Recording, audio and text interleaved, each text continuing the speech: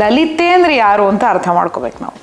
ಲಲಿತಾ ತ್ರಿಪುರ ಸುಂದರಿ ಎನ್ನುವ ಜಗನ್ಮಾತೆಯ 1000 ಹೆಸರುಗಳು. ಸಹಸ್ರನಾಮ ಹಾಗೂ ಲಲಿತಾ ತ್ರಿಶತಿ ಹಾಗೂ ಲಲಿತೋಪಾಖ್ಯಾನ ಅನ್ನೋ ಬೇಕಾದಷ್ಟು ಗ್ರಂಥಗಳಿದೆ. ಲಲಿತೆ ಅನ್ನೋ ಹೆಸರಿಂದಾನೇ ಪ್ರಾರಂಭ ಆಗಿರೋದು. ಈ ಬ್ರಹ್ಮಾಂಡ ಪುರಾಣ ಅನ್ನೋದು 18 ಪುರಾಣಗಳಲ್ಲಿ ಒಂದು ಪುರಾಣ. ನಮ್ಮ ವ್ಯಾಸ ಮಹರ್ಷಿಗಳು ಅದನ್ನ ರಚನೆ ಮಾಡಿದ್ದಾರೆ. ಆ ಶ್ರೀನಗರವೇ ಇಲ್ಲಿ ನಾವು ನೋಡ್ತಾ ಇರೋ ಶ್ರೀಚಕ್ರ. ಕಂಟೆಂಟ್ ಇಷ್ಟ ಆದ್ರೆ ಲೈಕ್, ಶೇರ್ ಅಂಡ್ ಸಬ್ಸ್ಕ್ರೈಬ್ ಮಾಡಿ. ವೆಲ್ಕಮ್ ಬ್ಯಾಕ್ ಟು ಇನ್ಫೋರ್ಟ್ ಹೊನ್ನಡಿ. ನಾವು ಮಾತಾಡ್ತಾ ಇದ್ವಿ ಕೇಶವ ಪ್ರಸಾದ್ ಸರ್ ಜೊತೆಗೆ ಲಲಿತಾ ಸಹಸ್ರನಾಮದ ಬಗ್ಗೆ. ಸರ್ ನಮಗೆ ಹಳೆ ಸಂಚಿಕೆಯಲ್ಲಿ ಲಲಿತೆ ಯಾರು, ಅವಳ ಚಿತ್ರಣದ ಬಗ್ಗೆ ಒಂದಿಷ್ಟು ಮಾಹಿತಿಯನ್ನ ಕೊಟ್ಟಿದ್ದಾರೆ. ಸೊ ಸಾಲಲ್ಲ ಅಂತ ಅನ್ಸುತ್ತೆ, ಬಿಕಾಸ್ ಶ್ರೀಚಕ್ರ ಅಂತೆಲ್ಲ, ಬಿಕಾಸ್ ನಾವು ಶ್ರೀಚಕ್ರದ ಬಗ್ಗೆ ಮಾತಾಡ್ತಾ ಯಾವಾಗಲೂ ಅನ್ಕೋತೀವಿ ಶಂಕರಾಚಾರ್ಯರು ದೇವಿ ಜೊತೆ ಪಗಡೆ ಆಡುವಾಗ ಬಿಡಿಸಿದ ಚಿತ್ರ ಅನ್ನೋದು ಒಂದು ಚಿತ್ರಣ ಇತ್ತು. ನೀವು ಹಳೆಯ ಸಂಚಿಕೆಯಲ್ಲಿ ಅದು ಅವಳ ನಗರ, ಅದು ಏರಿಯಲ್ ವ್ಯೂನಲ್ಲಿ ಈ ತರ ಕಾಣಿಸುತ್ತೆ. So that is Srichakra. ಬಿಂದುನಲ್ಲಿ ಅವಳು ಸಿಂಹಾಸನ ರೂಢವಾಗಿ ಕೂತಿದ್ದಾಳೆ ಅಂತ. ಸೊ ಇದು ಒಂದು ಅರ್ಥ ಮಾಡ್ಕೊಂಡ್ವಿ ನಾವು. ಈಗ ಲಲಿತಾ ಸಹಸ್ರನಾಮ ಅನ್ನೋದು ಒಂದು ಕಾನ್ಸೆಪ್ಟ್ ಬರುತ್ತೆ, ಲಲಿತಾ ತ್ರಿಶತಿ ಅನ್ನೋದು ಒಂದು ಕಾನ್ಸೆಪ್ಟ್ ಬರುತ್ತೆ.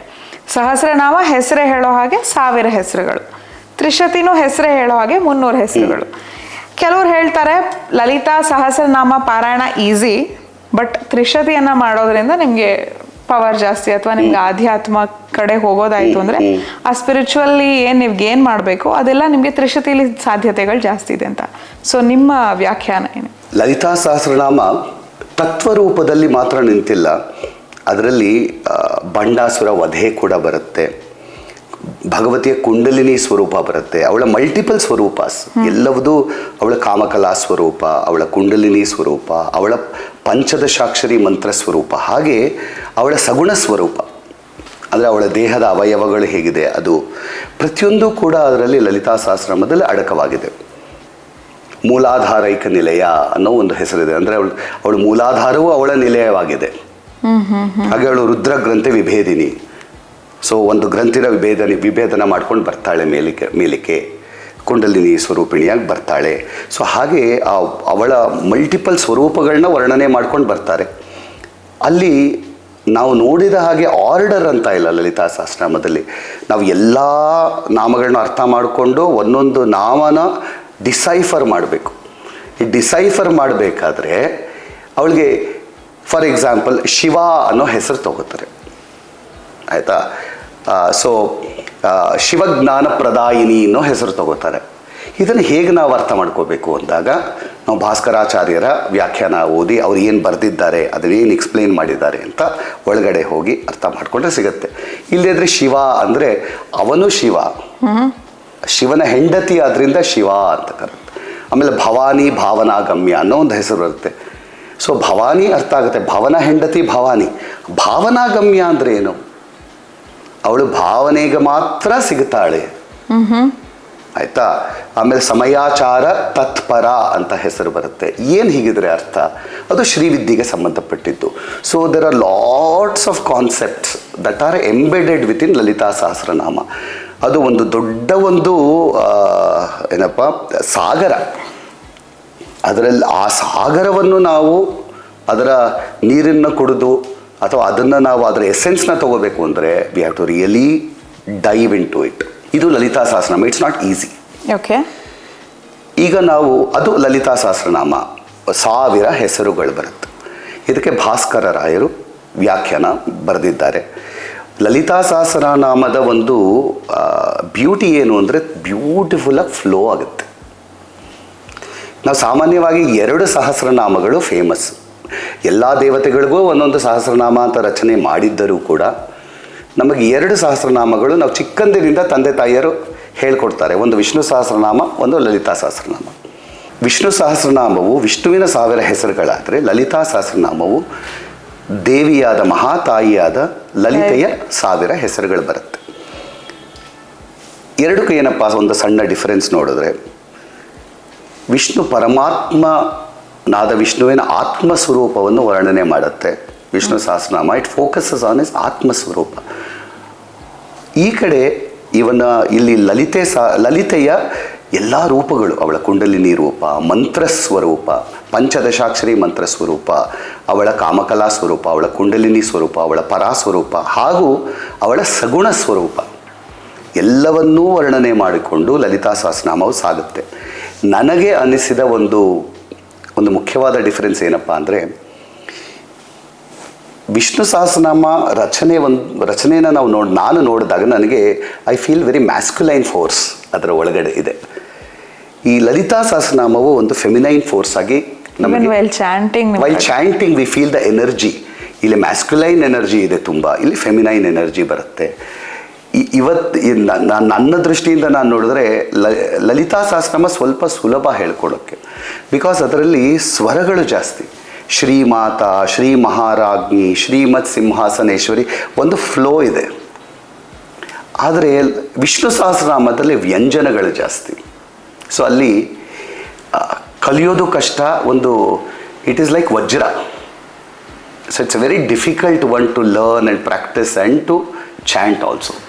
ಸೊ ಇದು ನನ್ನ ಒಂದು ಥಾಟ್ ಪ್ರಾಸೆಸ್. ಎರಡೂ ಕಂಪೇರ್ ಮಾಡದೆ ವಿಷ್ಣು ಸಹಸ್ರನಾಮವನ್ನೇ ಕಲ್ತ್ಕೊಂಡು ಅದನ್ನು ಚಾಂಟ್ ಮಾಡಿದ್ರೆ ಅಷ್ಟೊಂದು ಅನಿಸೋದಿಲ್ಲ. ಸೊ ಇನ್ ಕಂಪ್ಯಾರಿಟಿವ್ ಸ್ಟಡಿ ಮಾಡಿದ್ರೆ ಇದು ಸ್ವಲ್ಪ ಫ್ಲೋ ಜಾಸ್ತಿ. ತಾಯಿಯದಾದ್ದರಿಂದ ಫ್ಲೋ, ಇದು ತಂದೆಯದಾದ್ದರಿಂದ ಈ ಎನರ್ಜಿನೇ ಬೇರೆ. ಇದು ಒಂದು ರೀತಿ ನನ್ನ ಎಕ್ಸ್ಪೀರಿಯನ್ಸ್. ಲಲಿತಾ ತ್ರಿಶತಿ ಕಡೆ ಹೋಗೋಣ. ಇದು 1000 ಹೆಸರುಗಳ ಲಲಿತಾ ಸಹಸ್ರನಾಮ ಆದರೆ ಇದು 300 ಹೆಸರುಗಳ ಮಾತ್ರ. ರೈಟ್. ಸೊ ಏನು ನಾವು ಅನ್ಕೋಬೋದು ಅಂದರೆ, ಲಲಿತಾ ಸಹಸ್ರನಾಮವನ್ನು ಡಿಸ್ಟಿಲ್ ಮಾಡಿ, ಆಯಿತಾ, ಈ ಲಲಿತಾ ಸಹಸ್ರನಾಮವನ್ನು ಕಬ್ಬು ಅಂತ ತಗೊಂಡ್ರೆ ಆ ಕಬ್ಬನ್ನು ನಾವು ಹಿಂಡಿದಾಗ ಬರುವ ರಸ, ಆ ರಸವನ್ನು ನಾವು ತೆಗೆದುಕೊಂಡು ಬೆಲ್ಲ ಮಾಡಿದರೆ ಆ ಬೆಲ್ಲ ತ್ರಿಶತಿ. 2 ಸ್ವೀಟು, 2 ಬಂದಿರೋದು ಒಂದೇ ಸೋರ್ಸಿಂದ. ಆದರೆ ಇಲ್ಲಿ 300 ಹೆಸರುಗಳಿದೆ, ಇಲ್ಲಿ 1000 ಹೆಸರುಗಳಿದೆ. ಯಾವ ಹೆಸರನ್ನ ಇಲ್ಲಿ ತಗೋತಾರೆ? ಲಲಿತಾ ಸಹಸ್ರನಾಮ, ಲಲಿತಾ ತ್ರಿಶತಿ, ಸೋರ್ಸ್ ಬ್ರಹ್ಮಾಂಡ ಪುರಾಣ ಒಂದೇ. ಆದರೆ 2 ಯಾಕೆ ರಚನೆ ಮಾಡಿದ್ರು? ಯಾಕೆ ಅಲ್ವಾ? ಸೊ ತ್ರಿಶತಿ ಸ್ಟ್ಯಾಂಡ್ ಅಲೋನಾಗಿ ನಿಂತ್ಕೊಳ್ಳುತ್ತೆ. ಆ್ಯಂಡ್ ತ್ರಿಶತಿಯಲ್ಲಿ 2 ಭಾಗ ಇದೆ. 2 ಭಾಗ ಅಂದರೆ 2 ಕಾನ್ಸೆಪ್ಟ್ಸ್. ಒಂದು, ಅದು ಪಂಚದಶಾಕ್ಷರಿ ಮಂತ್ರವನ್ನು ಒಳಗೊಂಡಿದೆ. ಅದನ್ನು ಪಂಚದಶಾಕ್ಷರಿ ಅಂದರೆ ಭಗವತಿಯ ಮಂತ್ರ ಸ್ವರೂಪ, ಶ್ರೀವಿದ್ಯೆ. ಒಂದೊಂದು ಹೆಸರು ತತ್ವರೂಪ. ಕಕಾರ ರೂಪ, ಕಲ್ಯಾಣಿ, ಕಲ್ಯಾಣ ಗುಣಶಾಲಿನಿ. ಈ ಕಲ್ಯಾಣಿ ಅಂದರೆ, ಆ ಕಲ್ಯಾಣಿ ಏನೋ ಪದನ ಅರ್ಥ ಮಾಡ್ಕೋಬೇಕಲ್ಲ. ಮಂಗಳವನ್ನು ಉಂಟು ಮಾಡುವವಳು ಕಲ್ಯಾಣಿ ಅಂದರೆ ಭಗವತಿಯು ನಮಗೆ ಮಂಗಳನ ಉಂಟು ಮಾಡ್ತಾಳೆ, ಅದರಿಂದ ಅವಳು ಕಲ್ಯಾಣಿ. ಕಲ್ಯಾಣ ಗುಣಶಾಲಿನಿ, ಹಾಗೆ ಕಕಾರ ರೂಪ. ಸೊ ಇದೆಲ್ಲ ವೆರಿ ಆಬ್ಸ್ಟ್ರಾಕ್ಟ್ ಕಾನ್ಸೆಪ್ಟ್ಸ್. ಇಲ್ಲಿ ಶ್ರೀಚಕ್ರರಾಜ ನಿಲಯ ಅಂದರೆ ನಮಗೆ ಡೈರೆಕ್ಟಾಗಿ ಸ್ವಲ್ಪ ಅರ್ಥ ಆಗುತ್ತೆ. ಶ್ರೀಚಕ್ರವನ್ನು ಅವಳು ನಿಲಯವಾಗಿ ಇಟ್ಟುಕೊಂಡವಳು. ಇಲ್ಲಿ ಹ್ರೀಂಕಾರ ರೂಪ ಅಂತ ಬರೆದು ಬಿಡ್ತಾರೆ ತ್ರಿಶತಿಲಿ. ಹ್ರೀಂಕಾರ ಅಂದರೆ ಗೊತ್ತಿಲ್ಲ ನಮಗೆ, ಸುಲಭ ಅಲ್ಲ ಅದು. ಹ್ರೀಂಕಾರ ರೂಪ, ಅವಳು ಹ್ರೀಂಕಾರದ ರೂಪದವಳು ಅಂತಾರೆ. ಹ್ರೀಂಕಾರನ ಫಸ್ಟ್ ಅರ್ಥ ಮಾಡ್ಕೋಬೇಕು, ಅವಳ ರೂಪನ ಅರ್ಥ ಮಾಡ್ಕೋಬೇಕು. ಅದರಿಂದ ತ್ರಿಶತಿ ಈಸ್ ನಾಟ್ ಈಸಿ. ತತ್ವರೂಪದಲ್ಲಿ ನಿಂತ್ಕೊಳ್ಳುತ್ತೆ ತ್ರಿಶತಿ. ಅದರ ಜೊತೆ ಪ್ರತಿಯೊಂದು 300 ಹೆಸರಿನಲ್ಲಿರುವ ಪ್ರತಿಯೊಂದು ನಾಮವು ಶ್ರೀವಿದ್ಯಾ ಮಂತ್ರ ಸ್ವರೂಪದ ಒಂದು ಪ್ರತೀಕ. ಓಕೆ, ಹೇಗಪ್ಪ ಅಂದರೆ 300 ಹೆಸರುಗಳಿದೆ. ನೀವು ತ್ರಿಶತಿನ ಗಮನಿಸಿದರೆ ಅಲ್ಲೊಂದು ಪ್ಯಾಟರ್ನ್ ಬರುತ್ತೆ. ಏನು ಪ್ಯಾಟರ್ನ್ ಅಂದರೆ, 300 ಹೆಸರುಗಳನ್ನು ಪ್ರತಿ 20 ಹೆಸರನ್ನು ಆಗಿ ನಾವು ಡಿವೈಡ್ ಮಾಡಿದರೆ 20 × 15 ಈಸ್ 300. ಮೊದಲ 20 ನಾಮಗಳು ಕಕಾರದಿಂದ ಪ್ರಾರಂಭ ಆಗುತ್ತೆ, ಅಂದರೆ ಕ ಎನ್ನುವ ಅಕ್ಷರದಿಂದ ಪ್ರಾರಂಭ ಆಗುತ್ತೆ. ಎರಡನೇ 20 ಅದು ಏಕಾರದಿಂದ ಶುರುವಾಗುತ್ತೆ. ಓಕೆ. ಮೂರನೇದು ಈ ಕಾರದಿಂದ. ಸೊ ಹಾಗೆ ಈ ನಮ್ಮ ಪಂಚದಶಾಕ್ಷರಿ ಮಂತ್ರ ಅಂದರೆ ಭಗವತಿಯ ಸಾಕ್ಷಾತ್ ಮಂತ್ರ ಸ್ವರೂಪ, ಅದು ಕ ಎ ಇ ಲ ಹ್ರೀಂ, ಹ ಸ ಕ ಹ ಲ ಹ್ರೀಂ, ಸ ಕ ಲ ಹ್ರೀಂ ಎನ್ನುವ 15 ಅಕ್ಷರಗಳಿಂದ ಕೂಡಿದೆ. ಈ 15 ಅಕ್ಷರಗಳು ತಗೊಂಡ್ರೆ ಈ ಮೊದಲ 20 ಹೆಸರುಗಳು ಮೊದಲ ಅಕ್ಷರ. ಹಾಗೆ 15 ಅಕ್ಷರಗಳು ಕೂಡ ತ್ರಿಶತಿಯ ಪ್ರಾರಂಭದ ಒಂದೊಂದು ಹೆಸರಿನ ಪ್ರಾರಂಭವು ಈ 15 ಅಕ್ಷರಗಳು 20 ಸಲ ರಿಪೀಟ್ ಆಗುತ್ತೆ. ಹಾಗೆ 20 20 20 20 15 ಸಲ ಬಂದಾಗ 300 ಬರುತ್ತೆ. ಆದ್ದರಿಂದ ತ್ರಿಶತಿ ಒಂದು ತತ್ವರೂಪದ ಒಂದು ಸಾಧನೆಯಾಗಿ ನಾವು ತಗೊಳ್ಳೋದು ಒಂದು, ಇನ್ನೊಂದು ಶ್ರೀವಿದ್ಯಾ ಸಾಧನೆಯಾಗಿ ಕೂಡ ತಗೋಬೇಕು. ಆದರೆ ಶ್ರೀವಿದ್ಯೆಯ ನಮಗೆ ಶ್ರೀವಿದ್ಯೆಯು ದೀಕ್ಷಾ ರೂಪದಲ್ಲಿ ಬರದೇ ಹೋದರೆ, ಗುರುಮುಖೇನ ಬರದೇ ಹೋದರೆ, ತ್ರಿಶತಿನ ಹೇಳಿಕೊಂಡರೆ ಉಪಯೋಗವು ಅಷ್ಟೊಂದು ಆಗೋದಿಲ್ಲ ಅನ್ನೋ ದೃಷ್ಟಿಯಿಂದ ತ್ರಿಶತಿಯನ್ನು ಶ್ರೀವಿದ್ಯಾ ಸಾಧನಾ ಮಾರ್ಗವಾಗಿ ತಗೊಳ್ಳಿ ಅಂತ ಹೇಳ್ತಾರೆ. ಹಾಗೆ ಶ್ರೀವಿದ್ಯಾ ಉಪಾಸಕರಿಗೆ ತ್ರಿಶತಿ ಉಪಯೋಗ ಆಗುತ್ತೆ ಅಂತ ಹೇಳಿ ಕಾಮನ್ ಪೀಪಲ್ಗೆ ಲಲಿತಾ ಸಹಸ್ರನಾಮ ಇಟ್ಟು, ಶ್ರೀವಿದ್ಯಾ ಉಪಾಸಕರಿಗೆ ಲಲಿತಾ ಸಹಸ್ರನಾಮ ಹಾಗೂ ತ್ರಿಶತಿ ಎರಡನ್ನೂ ನೀವು ತಗೊಳ್ಳಿ ಅಂತ ಹೇಳ್ತಾರೆ. ಸೊ ಆ ಕಾರಣದಿಂದ ತ್ರಿಶತಿ ಸ್ವಲ್ಪ ಒಂದು ಲೆವೆಲಲ್ಲಿ ಹೈ ಲೆವೆಲಲ್ಲಿ ಇದೆ. ಆದಿಶಂಕರರೇ ಇದಕ್ಕೆ ಭಾಷ್ಯ ಬರೆದಿದ್ದಾರೆ ತ್ರಿಶತಿಗೆ. ಸೊ ಒಂದು ಕಡೆ ಭಾಸ್ಕರ ರಾಯರ ಭಾಷ್ಯ ಓದಿದ್ರೆ ಅರ್ಥ ಆಗಬಹುದು, ಆದಿಶಂಕರರ ಭಾಷೆ ಓದಿದ್ರೆ ಅಷ್ಟು ಸುಲಭವಾಗಿ ಅರ್ಥ ಆಗಲ್ಲ. ಅವರು ಉಪನಿಷತ್ತುಗಳನ್ನ ಉದಾಹರಣೆಗೆ ತಗೊಂಡು ಅವರು ಬರೀತಾರೆ. Not a simple thing to even understand Trishati. Srividya ಉಪಾಸಕರಿಗೆ ಮಾತ್ರ ಅದು ತ್ರಿಶತಿ ಸ್ವಲ್ಪ ಅದರ ಮೀನಿಂಗ್ ಒಳಗಡೆ ಹೋಗೋದಕ್ಕೆ, ಆ ಮೀನಿಂಗ್ ಒಳಗಡೆ ಹೋಗಬೇಕಾದ್ರೆ ಭಗವತಿನೇ ಬಂದು ಅವಳು ಒಂದು ಜ್ಞಾನ ರೂಪಿಣಿಯಾಗಿ ಬಂದು ನಿಂತ್ಕೊಂಡ್ರೆ ತ್ರಿಶತಿ ಅರ್ಥ ಆಗುತ್ತೆ. ಸೊ ಈ ಒಂದು ಈಕೋ ಸಿಸ್ಟಮ್ನಲ್ಲಿ ಲಲಿತೆಯ ಒಂದು ಎಕ್ಸ್ಪ್ಯಾನ್ಷನ್ ನಡೆದಿದೆ ಅಂತ ಹೇಳಲು ಬಯಸ್ತೀನಿ. ಸರಿ, ಈಗ ಲಲಿತಾ ಸಹಸ್ರನಾಮ ಮನೆಗಳಲ್ಲಿ ನಾವು ಕೇಳಕ್ಕೆ ಸಿಗತ್ತೆ. ಸೊ ಪಾರಾಯಣ ಮಾಡೋದು ಈಸಿ, ಅಥವಾ ದೇವರ ಪೂಜೆ ಮಾಡಬೇಕಾದ್ರೆ ದೈನಂದಿನ ಆ್ಯಕ್ಟಿವಿಟೀಸ್ ಜೊತೆಗೆ ಅದು ಒಂದಾಗುತ್ತೆ. ಬಟ್ ಯಾರಾದರೂ ತ್ರಿಶತಿನ ನಾವು ಫಾಲೋ ಮಾಡ್ತೀವಿ ಅಂದರೆ ಇಸ್ ದೇರ್ ಎನಿ ಪ್ರೊಸೀಜರ್ ನಾವು ಫಾಲೋ ಮಾಡಬೇಕಾಗಿರೋದು? ಲಲಿತಾ ತ್ರಿಶತಿನ ತುಂಬ ಸೀಕ್ರೆಟ್ ಆಗಿ ಇಟ್ಟಿದ್ದಾರೆ. ಗುಪ್ತ ಮಂತ್ರ, ಗುಪ್ತ ಅದು. ಇಲ್ಲ, ಯಾರು ತ್ರಿಶತಿನ ಫಾಲೋ ಮಾಡ್ಬೇಕಾದ್ರೆ ಹೀಗೆ ಮಾಡಬೇಕು ಅಂತ ಹೇಳಿಲ್ಲ. ಇದು ಅವರವರ ಗುರುಮುಖೇನ ತ್ರಿಶತಿ ಸಿಗಬೇಕು. ಕಾಮನ್ ಪೀಪಲ್ ಲಲಿತಾ ತ್ರಿಶತಿನ ಹೇಳ್ಕೋಬಾರ್ದು ಅಂತ ಇಲ್ಲ, ಆದರೆ ಲಲಿತಾ ತ್ರಿಶತಿ ಬೈ ಇಟ್ ಸೆಲ್ಫ್ ಈ ಶ್ರೀವಿದ್ಯಾ ಮಂತ್ರ. ಓಕೆ. ಸೊ ಆಚೆ ಕಡೆ ಅದು ಶ್ರೀವಿದ್ಯಾ ಮಂತ್ರವಾಗಿ ಕಾಣಿಸೋದಿಲ್ಲ ನಮಗೆ, 300 ಹೆಸರುಗಳ ಥರ ನಮಗೆ ಗೋಚರ ಆಗುತ್ತೆ, ಆದರೆ ಇದು ಸಾಕ್ಷಾತ್ ಶ್ರೀವಿದ್ಯಾ ಮಂತ್ರ. ಆದ್ದರಿಂದ ಹೇಳ್ತಾರೆ, ನಿಮಗೆ ದೀಕ್ಷೆ ಆಗದೆ ಗುರುಮುಖೇನ ನಿಮಗೆ ಪರ್ಮಿಷನ್ ಸಿಗದೆ ಹೋದರೆ ನೀವು ತ್ರಿಶತಿ ಹೇಳಿಕೊಳ್ಳುವುದರಲ್ಲಿ ಅರ್ಥವಿಲ್ಲ ಅನ್ನೋ ಒಂದೇ ಪಾಯಿಂಟ್ ಅಷ್ಟೇ. ಆದರೆ ಯಾರು ಅದನ್ನು ಓಪನ್ನಾಗಿ ಹೇಳಲ್ಲ.